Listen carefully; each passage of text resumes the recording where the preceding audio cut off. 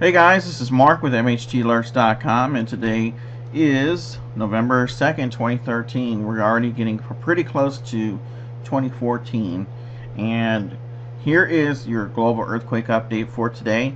And I'm taking a look at the Ring of Fire on Earthquake 3D. Right now, according to Earthquake 3D, it looks pretty quiet.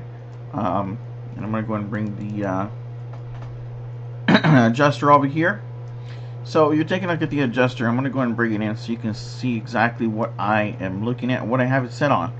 So I've got it set on pretty close to about a 3 and above, maybe a 4 and above, and down to 7 days. So that's what you can tell how I have it set up. Now right now we're looking around the Ring of Fire specifically. Quite a bit of earthquake activity around California. Now I mentioned on the podcast that California has seen an uptick in magnitude, and what I mean by that is in the recent past I've looked at the earthquake activity using the Google KML files, and around this specific area that I'm looking at all along California, Northern California and Southern California, the major fault lines that are there, earthquake activity was recently between 1.2 and 2.7.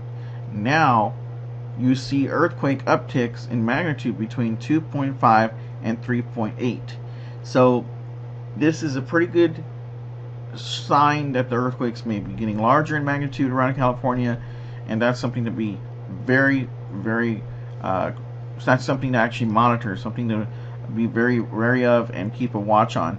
Alaska's seen quite a bit of earthquake activities, especially around Alaskan volcanoes, and Taiwan, we've seen that 6.3 that occurred right on the island. Now, Japan is something that we'll have to watch very close.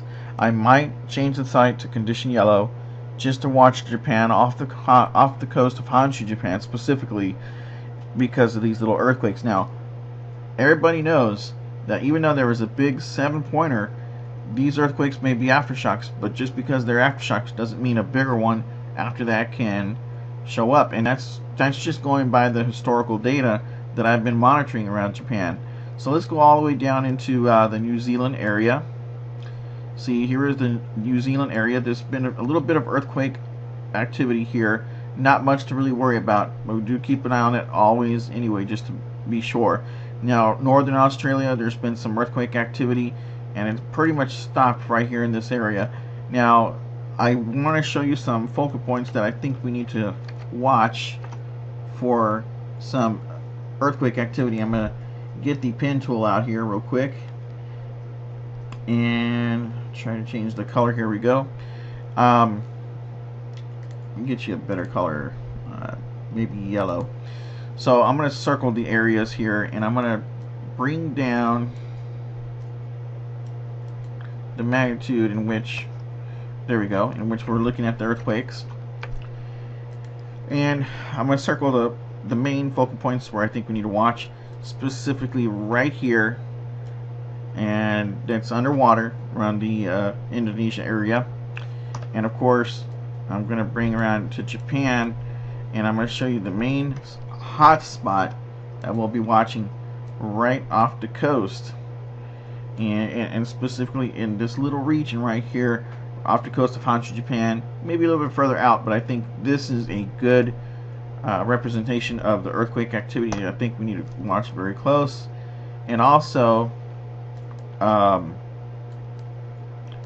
right around Alaska, I've been seeing lots of earthquake activity, not just around Alaska, but all over Alaska. And I think we just need to keep a very close watch.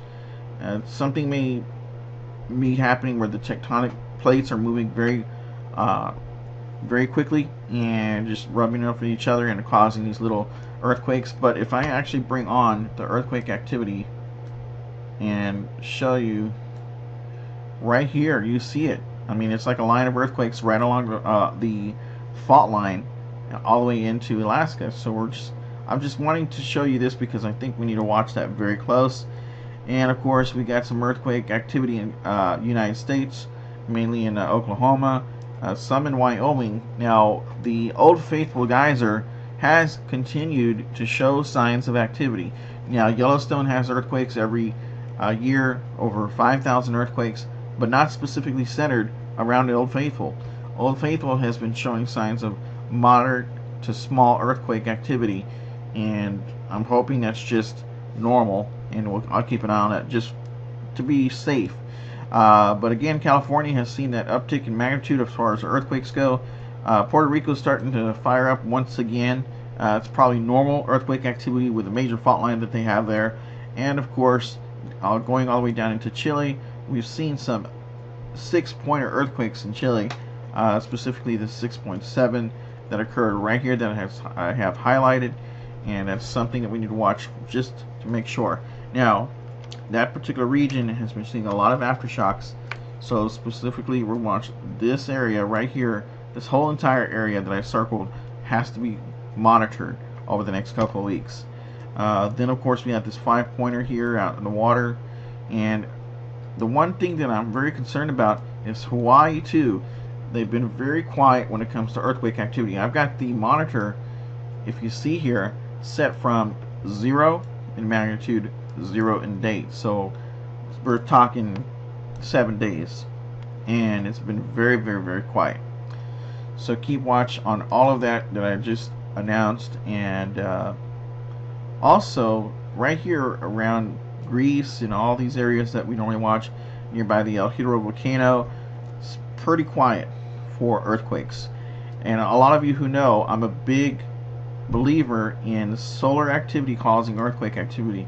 So in the past week or so, we've had a lot of solar activity off the sun, and you can actually check that out on solarham.net and see the prior activities that we had. We had an X-class flare popped off the sun, even though it was not Earth directed. I still think that anything that has to do with the sun can cause earthquake activity.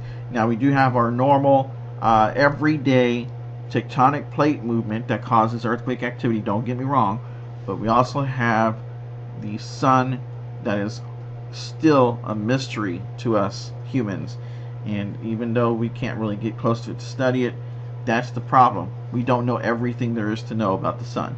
Once again, folks, I hope this gets you back up and running here, because it's been a while since I did an earthquake update. I apologize for that. It's just I've been doing a lot of stuff, and I want to thank everybody for watching. Stay alert. I'll keep the site updated from now on, and I'll also post any comments on Facebook if we are on alert for anything. Thanks again for watching. Stay alert, be cool, and have a nice day.